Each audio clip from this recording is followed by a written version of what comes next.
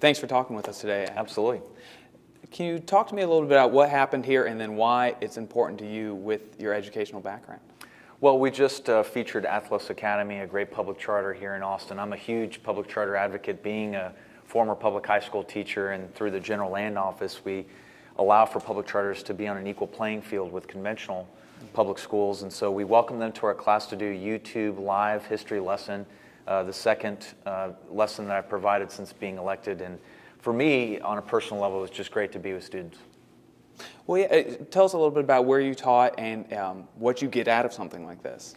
Well, after I graduated from Rice University, I taught in a migrant farming community in South Florida and learned quite a bit about public education, which continues to shape my viewpoints on how we can improve the classroom here in the state of Texas. And so I wanted to make history come alive as well. And so we were trying to, and we continue to try to bring Texas history to the lives of the next generation of Texans. And so this is one small way that we do that. How does this fit into some of the bigger goals you have at the GLO? Well, preserving our history is important. Since we manage 35 million documents in archives, including the management of the Alamo, I prioritized the preservation of our state's rich history in my first legislative session. And we were successful in obtaining a $31.5 million appropriation from the state of Texas, which is a huge commitment, along with the city of San Antonio, that will also contribute a significant amount. And right now I'm raising private capital to reimagine the Alamo experience, which ties into what we do to help educate Texans about their wonderful history. And if somebody's watching this says, what exactly does a General Land Office do? Can you talk about some of the other goals you have?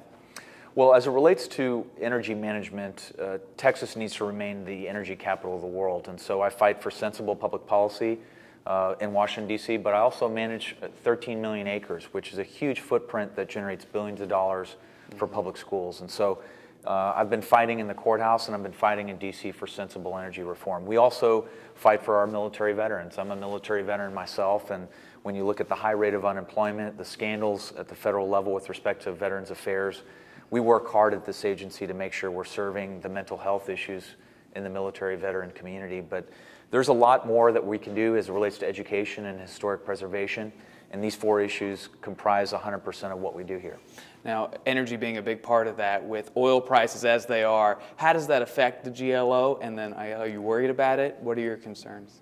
Well, we try to wring as much efficiencies as we possibly can. We can't control the price of oil and gas, but what we can do is change our leases, which allow us to get more advantageous revenues from the state's minerals.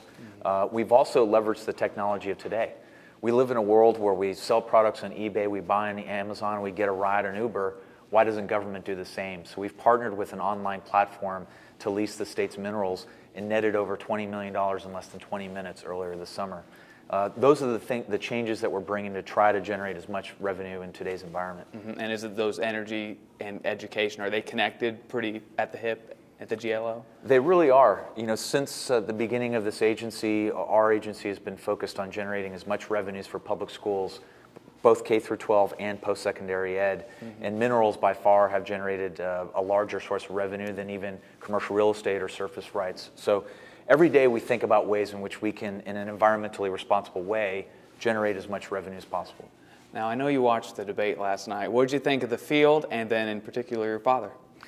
Well, I still think there's too many candidates because it's not allowing for the serious candidates like my dad to get his vision and to tell a story to the American people. And if you look at the amount of time that each candidate gets, they usually get only about 3 to 4 minutes. The American voters that I talk with, not only here in Texas but throughout the country, they say that they're tired of the rhetoric and they're tired of the show. They want to get down to issues and track record. And I think that's where my dad will emerge from this chaos. Clearly, the moderators didn't have control of the debate last night, and that's a disservice to primary voters. What is going on with you guys and the Houston Chronicle? Break that down to me. Well, it's a political attack. And when you're a successful conservative, as we have been, by downsizing this agency, bringing about reforms that I campaigned on, it's going to create controversy.